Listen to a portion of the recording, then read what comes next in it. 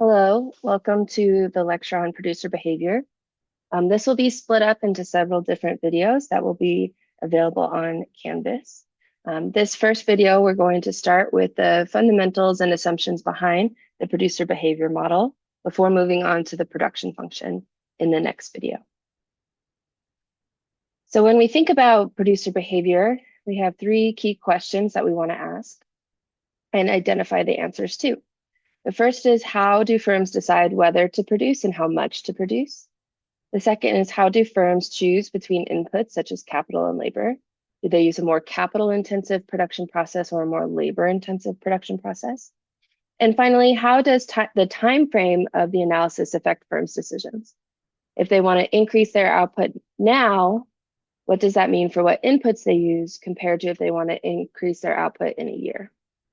So answering these questions is going to be fundamental to understanding how supply responds to changing market conditions. And we'll be connecting producer behavior to our supply and demand model after the costs lecture, which is chapter 7 of the textbook. So first, what is production?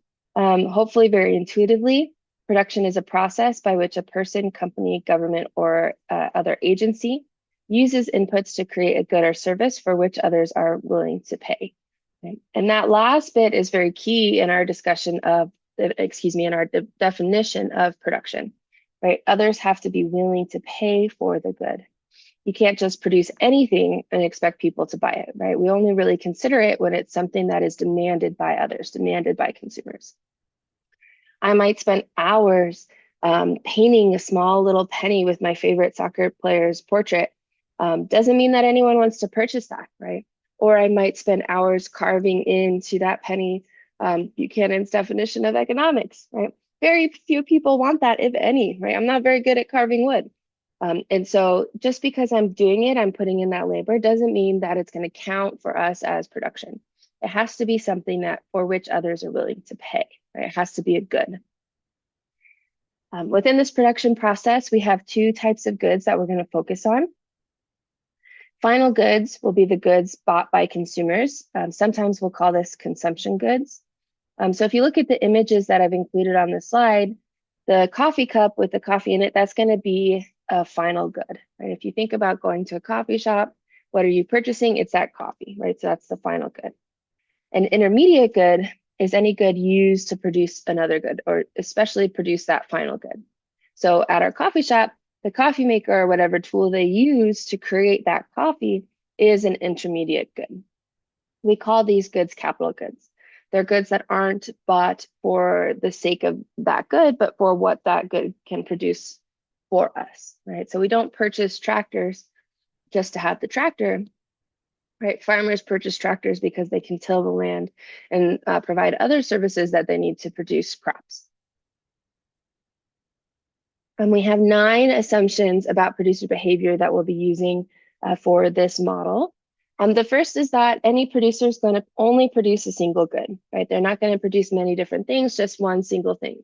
Much like our assumption about the market that we discussed in our review of principles. Right? Whenever we draw a market, we assume that it's a market for a single good. So we're always modeling just the one good, the one product. Second, we're going to assume that producers already know what they want to produce.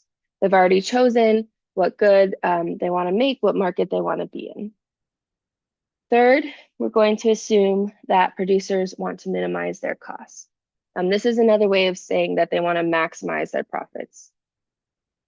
Right, so we can include that here.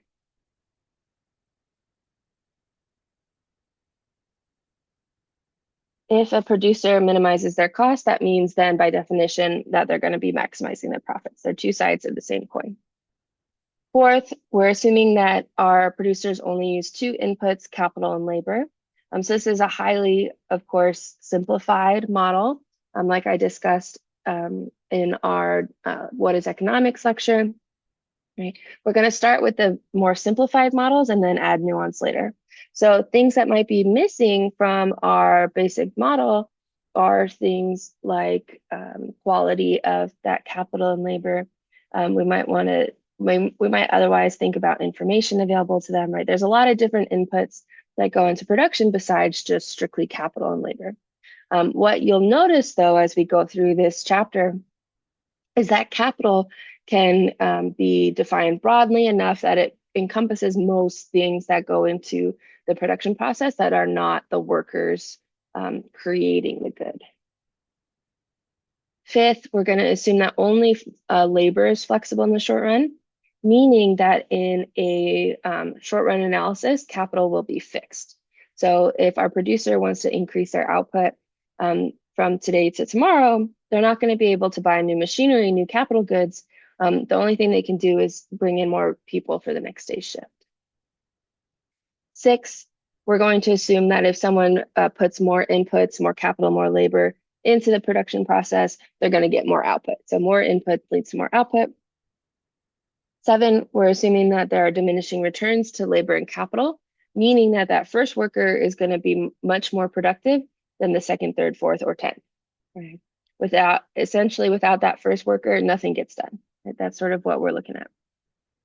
Number 8, we're assuming that there's no limit on how much capital or labor a producer can buy, which essentially means there's no budget. Right? There's no budget constraint here. Firms can get loans if they need it to purchase however much capital and labor they need to produce what they want. And then finally, to go along with number 8, we're assuming that there is a well-functioning capital market. Here, capital meaning financial.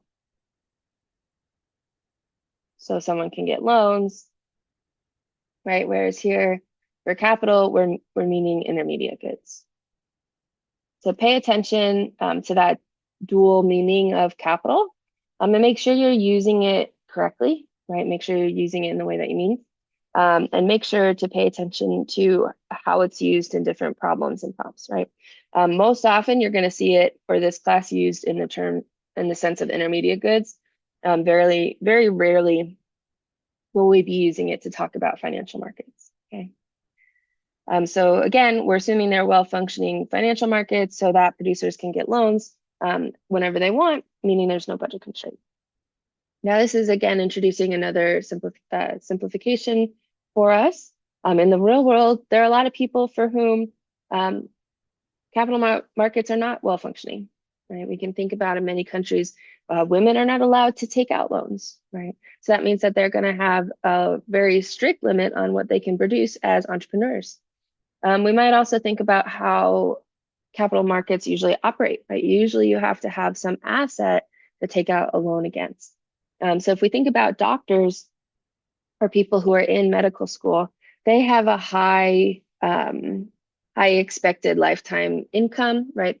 Once they graduate from medical school, finish their residency, get a job, right? Their salary is going to increase a ton, okay? But while they're in school, they're likely living on very low level of income.